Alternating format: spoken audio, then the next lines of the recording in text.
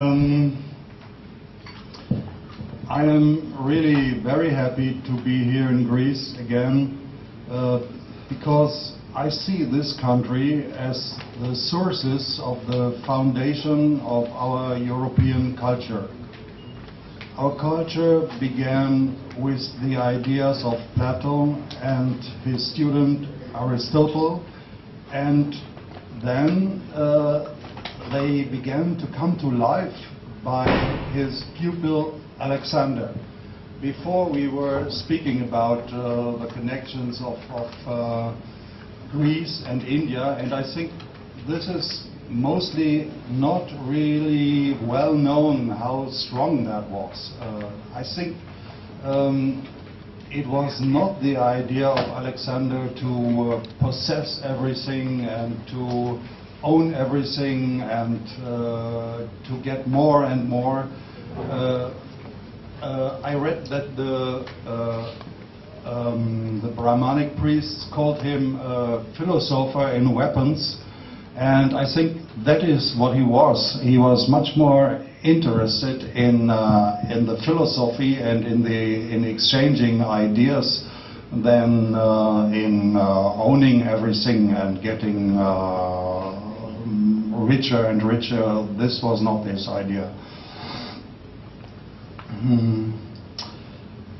Personally, I am even convinced that humanity had reached its top with Hellenism and its important philosophical relations with India, and came to an incredible climax. But later, by the spread of the Abrahamic monotheistic superstition, I call it, it has fallen again into a deep dark hole of ignorance and stupidity, I would say, where it then, for example, people believed that the earth is flat again. I am also convinced that today we are still in this dark hole of unknowing, and just now, at this very moment, there we have the unique and rare opportunity to elevate and to free ourselves from it. Right now, it is time for a change is better than ever, because we find ourselves in the very moment within the change of two different ages. This year, 2012, might be the right cusp between the age of Pisces and the age of Aquarius. Such a specific change occurs only every 2,160 years, and we are now having the good future to be here and to realize it. This is a very rare opportunity. But the change to something that hopefully may be better, of course, is only possible if someone is leaving the old bad things and really able to get away and to let it go. This is always difficult because we are used to everything we know and we think this is good, and as we have heard yesterday, and we have no idea that it could be better what is coming in the future. Practically, today we only need to hear the news or to open the newspaper and then realize that throughout the Christian world, ethics and morals have failed and are now completely at the end. Virtually everywhere there is selfishness and greed, which is probably the worst that can happen to mankind. This knowledge, of course, is not new. It has been detected already 2,500 years ago by the great philosopher called Buddha in India. Practically, my whole life I have spent looking for the historical figure of Jesus. I was lucky that I could spend my childhood in a communistic and atheistic country, then called German Democratic Republic.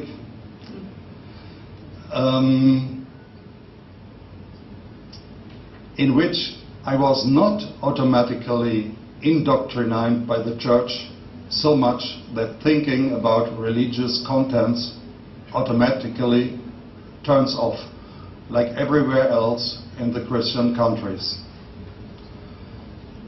But the study of Christian theology, I had to realize that there is unfortunately not even one little forensic evidence that a person named Jesus Christ ever has lived.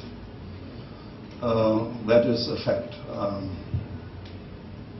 We have only the stories of strong believers who have not even been present at the spot. And even the alleged evidences of very few historians in the past few years have now, today, also been proved to be later added forgeries. Nevertheless, I am convinced that the legend of Jesus Christ has anyhow a small historical core. I have come to the conclusion that there has been a very important man who was constantly on the move, and he has also come in the area of Jerusalem, maybe just for a few weeks or a few months perhaps. From the people remembering about this famous and important philosopher, the inventive Paul then has established his very own story about this figure of Jesus Christ. Within my own personal search for the origin of this unknown teacher of wisdom, I first found out that his teachings originally are identical with the then newly emerged Mahayana Buddhism, as we have heard already yesterday. This new discovery then was published in my book, The Original Jesus, which is not very well known everywhere. A little later, then, I learned that the breakthrough of Christianity in Europe only happened in the 4th century after the cult of Mithras disappeared because it was banned under the penalty of death. Further on, I had recognized that practically everything what we now call Christianity goes back to the Mithrite cult. Today, after many years of researching, I am convinced that there actually was a historical person who was wandering around the Mediterranean countries, mainly called by his 4 original names, the names they were given when he was born: Helios, Apollon, Hermes, and Mithras. These are the 4 names given at the beginning. He was very well known and popular in the 2nd century, and there was written a major biography of him by Philostratus, in which he is named Apollonius of Tyana. We have heard about him yesterday. I am convinced, rather by accident, that I have found the cave in which this great teacher of mankind was born after decades of logical planning and preparation. Now we might start with the many historic figures are shown with so-called Phrygian cap and are represented to us to point out that they come somehow from the east. Mostly we find this very special cup on these figures we represent, which represent the major sun god in the cult of Mithras. We see now some pictures. This cap was in the 19th century so important that it is included in the national state seals of some South American countries. These are pictures from the Vatican Museum. So here we see it in the seal of the US Army.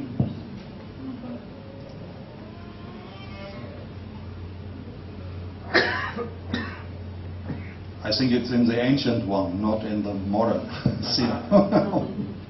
Shown in the national seals of Paraguay, Bolivia and Mexico, because they represent the symbol of freedom and independence. This cap has its origin and importance in the resistance of the uprising of the slaves against the Romans under their famous leader Spartacus, a native of Phrygia. Now we have this caps still since the French Revolution as the state symbol in France. It's everywhere, on stamps, on coins, like this one, as tax seal on every wine bottle and on every bottle of champagne. It's everywhere. And it's still, we have the Smurfs, of course, and the garden gnomes everywhere in the world. It is all, I believe, going back to these roots. But I think most important is this cap shown on Father Christmas or Santa Claus. This is the most important evidence. It's still there. And now we are coming to see the oldest figure of Santa Claus shown in the world.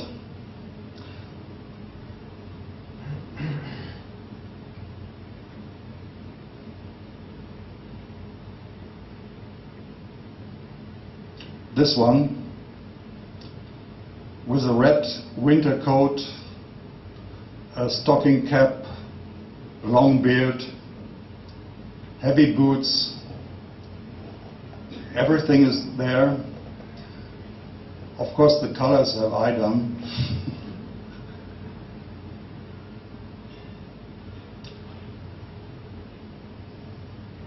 This here is a plaster copy made in 1882 already on the original site in eastern Anatolia on the famous top of the mountain Nemrut Dag.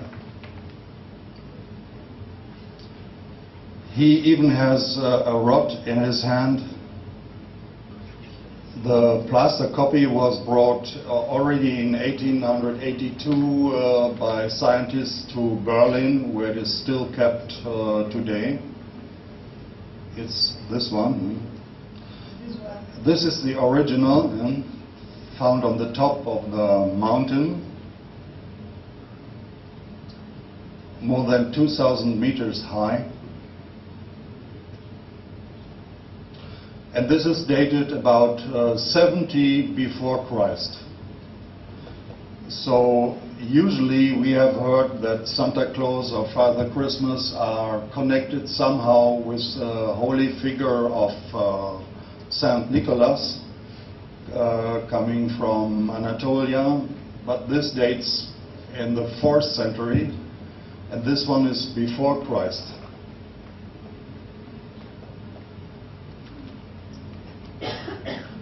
This sacred mountain has an artificial heap on the top over 2,000 meters high, and there it forms a cone which was originally 50 meters high and had a diameter of 75 meters. Here we see the situation on the spot with the big statues of gods which are situated at the foot of the cone. Now we see a reconstruction of these gods like they have been looked once when they were constructed,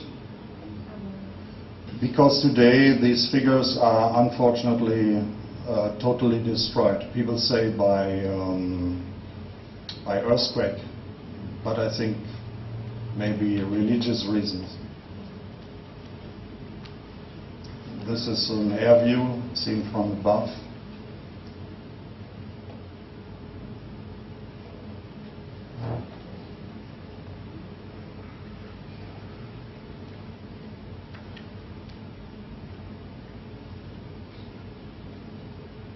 In the east and in the west there are 2 rows of colossal statues sitting there, looking a little bit like Egyptian gods.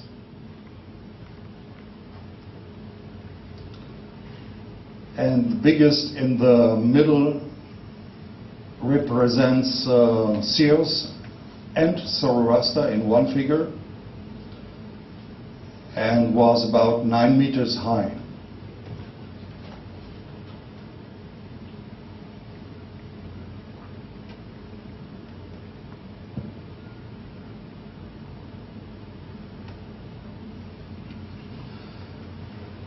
At one side there was standing a great relief showing a lion, a walking lion. This is important because there are represented 19 stars on it, and this is called the oldest seen horoscope in the world. It looks like a pyramid.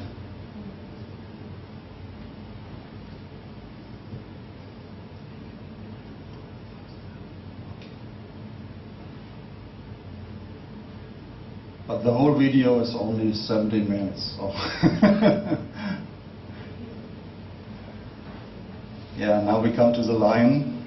This is, for me, the most important because it gives a declaration of what it means.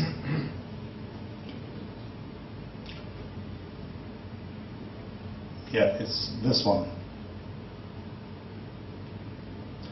And this is again is a plaster copy made in 1882, now in Berlin. And in the center of it we see a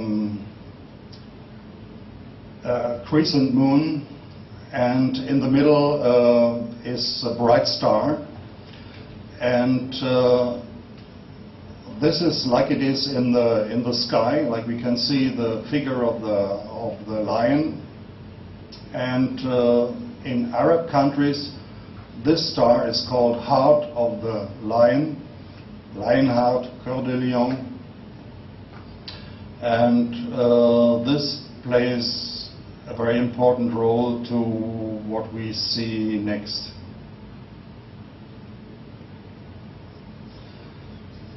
Even in pre-Christian times, this was a strong symbol. And on the back of this lion we see 3 special stars, Mars, Mercury, Jupiter, which are not inside the lion but play an important role.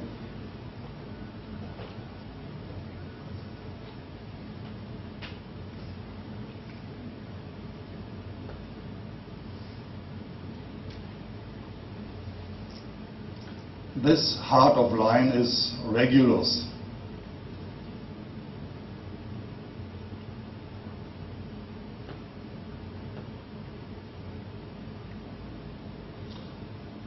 And as we heard yesterday, I think this is somehow the beginning of mankind in the zodiac of Dendera,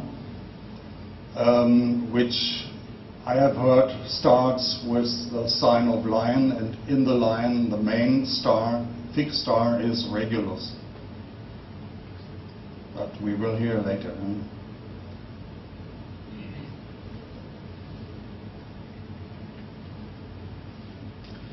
Here we see the star Regulus, an graphic sign, and compared with our Sun. This Regulus is 40 times, has more volume, and it's about 20 times brighter than our Sun. Now we come to figures also shown in the Vatican, which are where there are shown the three kings, so-called kings, coming to the newborn child, and always pointing to the star. They bring presents. But what we here see, this is a different thing, but all these so-called three kings are, of course, magicians, or magoi, as they are called in the original Greek text. They wear the Phrygian caps and bringing the presents to the newborn child. This one. Of course, these are not kings, as we are told today, but traditional magicians, and certainly priests following the Iranian religion.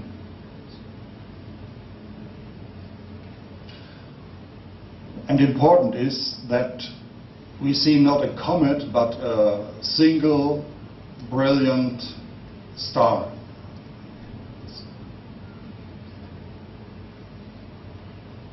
This is a mosaic from Ravenna,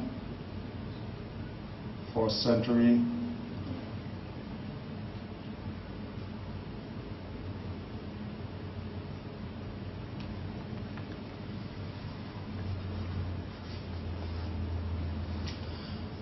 They are bringing the presents to the newborn child, and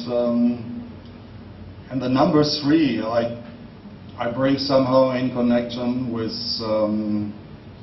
this mythical background, of course. Now we are going from the top of this very famous sacred hill down to the foot of this mountain.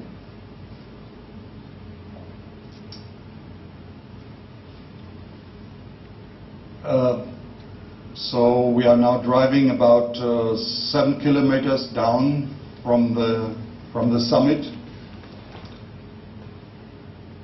and while it's very cold and freezing in the night, even during summertime on the top, down at the foot of the hill it's quite nice, and like in Arcadia, there's green everything. There's flowing a famous river called Nymphos.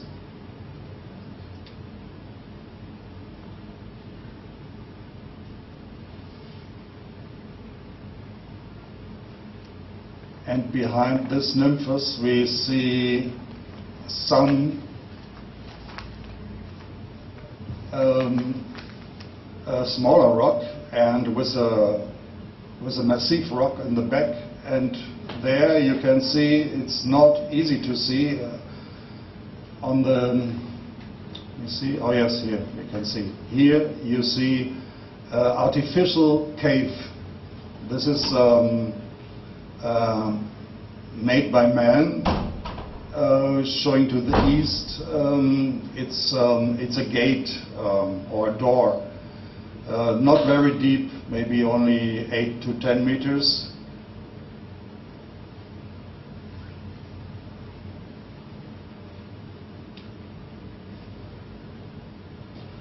This entrance or gate is at least about 12 meters high, and further down in the back there is a relatively small tunnel, here we see, with a narrow opening into the interior chamber in the massive rock.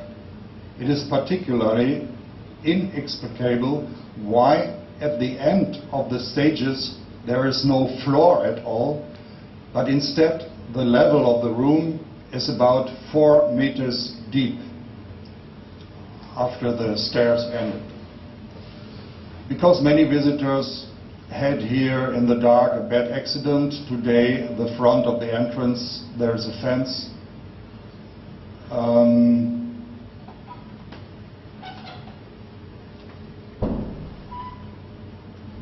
Now we are about 50 meters away from this artificial cave, and there is another important, this monument. I go back a little bit to see it. Yeah.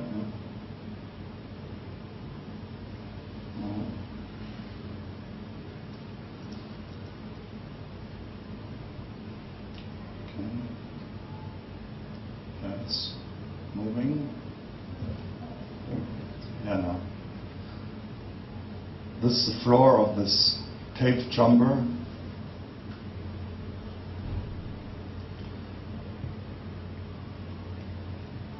We have many statues like this around this place.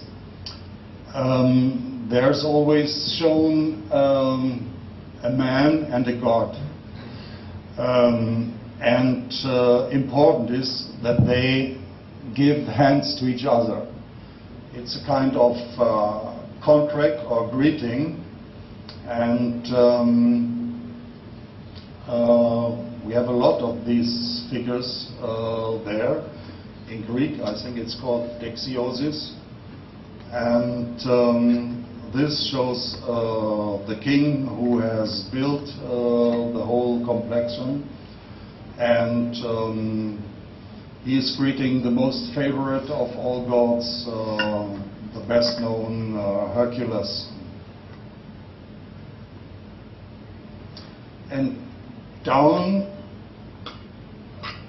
from these statues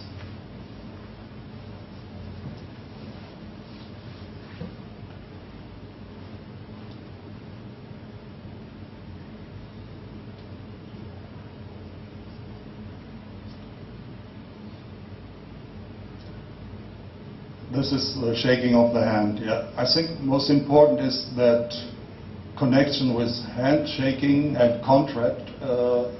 This is called, I think also in India, Mitra. Mitra means friend and friendship, and so the god Mithras is, you can say so, is somehow representing this handshaking between God and man.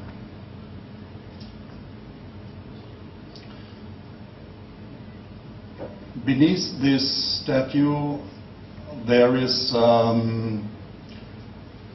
important small wall with 4 inscriptions, no, 4 columns of whole inscriptions. All is in Greek, and it was covered until 1950. So fortunately it is not destroyed, but you can read it as if it was written 2 weeks ago. Very easy to understand. And this text is mainly speaking about what is called nomos, that is the law. But here it's not about law of man, but cosmic law or religious law, and it's explaining what the meaning of law in the sense. From there, it's there's a shaft, artificial shaft going down, straight down, about in former times 30 meters to its end. And the surprising thing is it's leading to nothing. There's no chamber, no source, nothing at all. So still today, scientists call it the useless or senseless shaft. And now to show this a little bit better, yeah, I have made animation to show how you must imagine this shaft.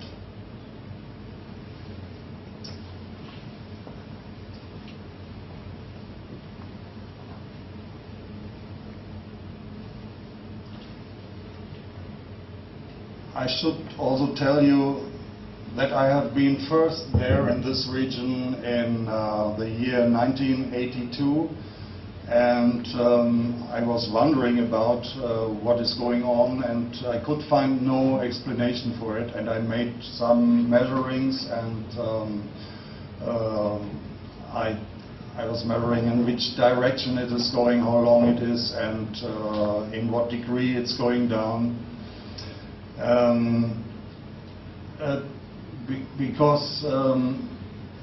Because it is strange, these constructions. People, in ancient times, even in the antique times, the Romans, they were digging this tunnel further and further to find gold or any valuable things. It was in the beginning 30 meters.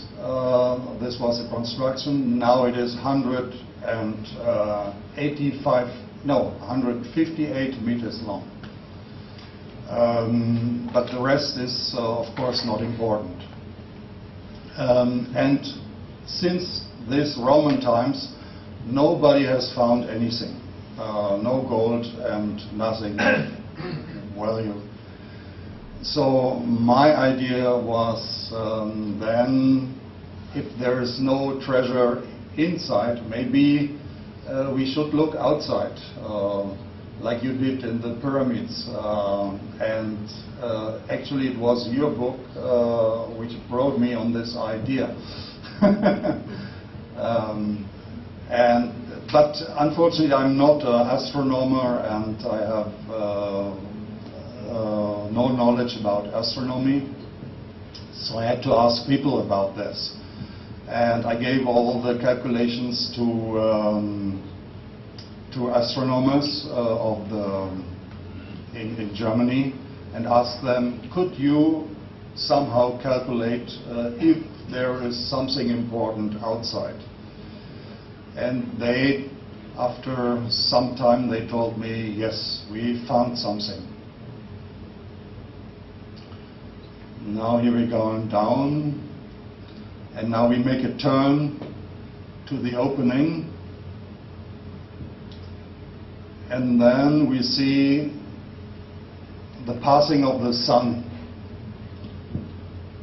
This happens once a year for about 3 minutes.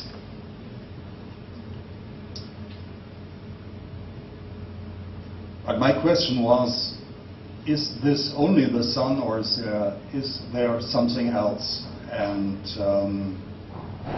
the answer was, it shows, this tunnel shows like a telescope to the sky, the conjunction of the sun with the fixed star Regulus, the Lionheart, what is shown on the top of the mountain. Here we see the sun going down, and then 30 meters down it's completely dark, you can't see anything.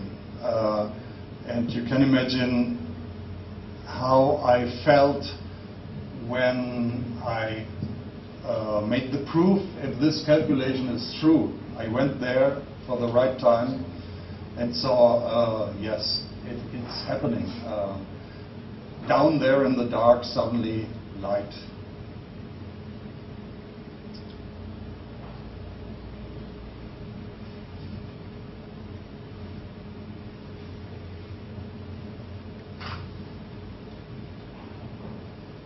After the happening.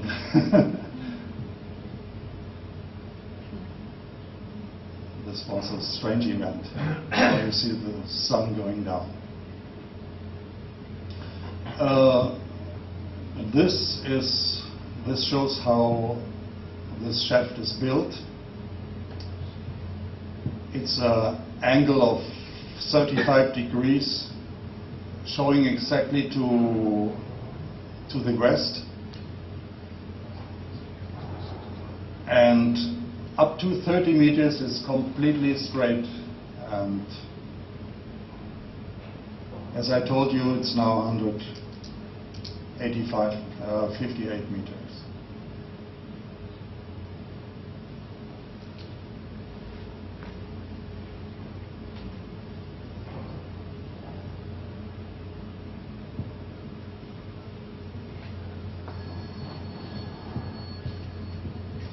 So this shaft or tube is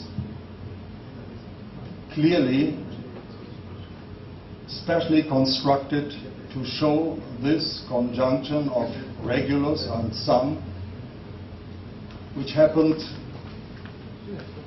in the year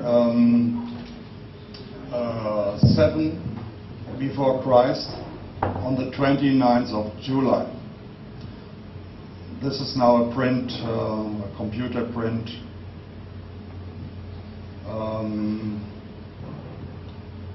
which was made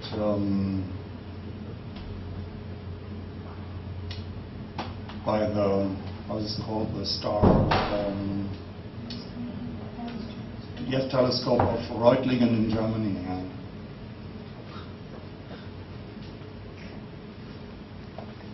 And because of the precession of the Earth, the Regulus, of course, is moving. We see it in the center only once for this presentation. But it must have been seen 3 times in the year 7 BC, 79, and 150 BC.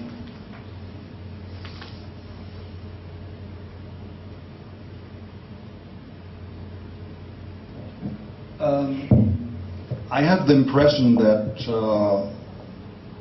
the whole construction of this archaeological situation, there were different palaces around it, and many pictures, mosaics in the ground. It was a huge construction, and it has certainly a very great meaning. And as I learned later, then Plutarch is saying the foundation of Mithras mythology is coming from there, from the year 64. And of course, usually a cult is not constructed in just 1 year. It's built up during several hundred years. But Plutarch, for example, says it was constructed there in 64 BC.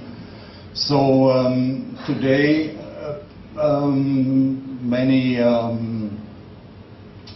religious historians believe that the so-called Roman cult of Mithras is coming from Eastern Anatolia and was brought by the Roman soldiers to the whole of Europe, because it shows the Sol Invictus, the invincible sun, and this is, of course, has a meaning for the Roman soldiers. And the cave we saw here in front is, according to the one archaeologist who discovered everything, this is the prototype of all later Mitraic temples. This is the earliest and the first of all. Now we have not only several hundreds, we had a few thousand.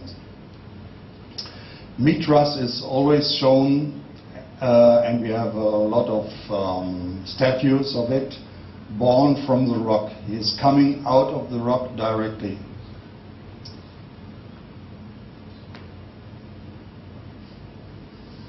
I see that the construction of this cave and this big gate we have seen before was artificially made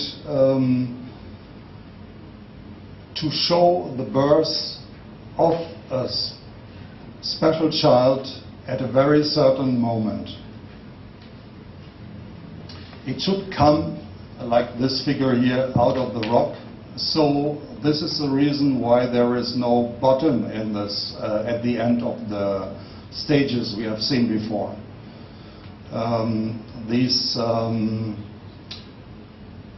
We can see the rest of the constructions. There have been beams built in it, and I believe it was constructed like a Roman theater with artificial stage on it, so that maybe a child could be reached out of the bottom. This is also a part of the relief shown in the Vatican. This is called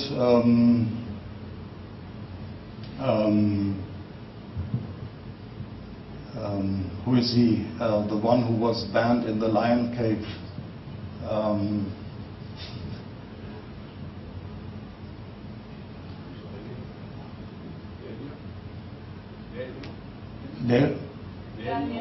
Daniel, yes, Daniel, you're right, yeah. This is called Daniel in the Lion's Cave.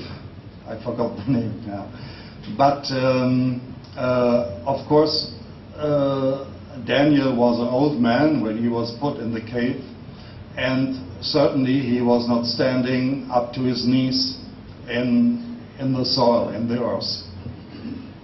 So this is, of course, again, the birth of the God out of the cave.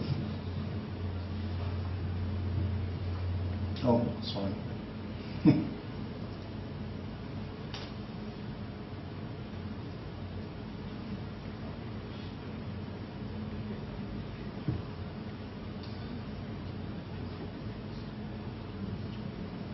The most important picture on the altar of Mithras shows the killing of the bull. Here we see the birth around the astronomical zodiac.